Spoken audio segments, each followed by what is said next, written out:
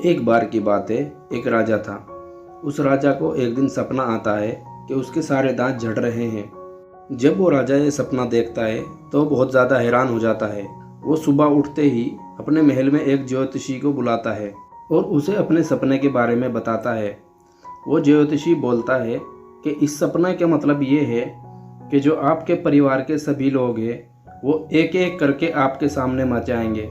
अब ये सुनकर राजा को बहुत ज़्यादा गुस्सा आता है और वो उस ज्योतिषी को जेल में बंद करा देता है। अगले दिन वो राजा दूसरे ज्योतिषी को बुलाता है और उस ज्योतिषी से उस सपने का मतलब पूछता है।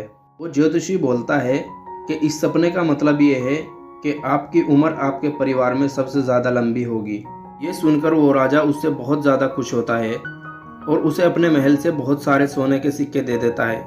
दोस्तों, दोनों ज्योतिषी का कहना एक ही था, दोनों का मतलब एक ही था, दोनों की मीनिंग एक ही थी, लेकिन कहने का तरीका अलग था, कहने का अंदाज अलग था।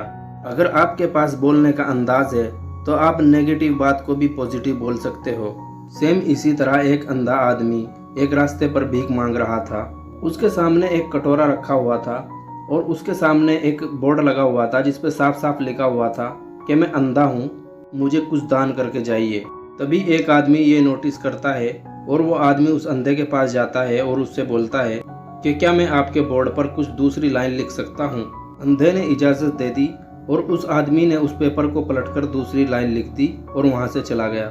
ये देखकर सभी लोग उसके कटोरे में बहुत ज़्यादा पैसे डालने लगते हैं और शाम तक उसके कटोरे में इतने पैसे हो जाते हैं जितने उसके कटोरे में एक हफ्ते में हुआ करते थे।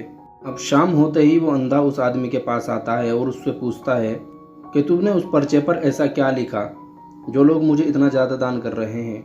उस आदमी ने कहा कि पहले उस पर्चे पर लिखा हुआ था कि मैं अंधा हूँ, मुझे दिखाई नहीं देता।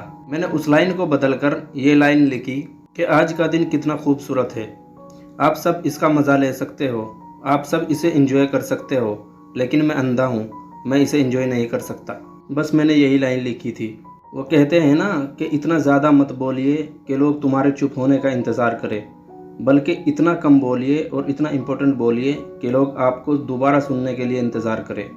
जिस आदमी को बोलने का और बात करने का तरीका मालूम हो जाता है वो पूरी दुनिया जीत सकता है।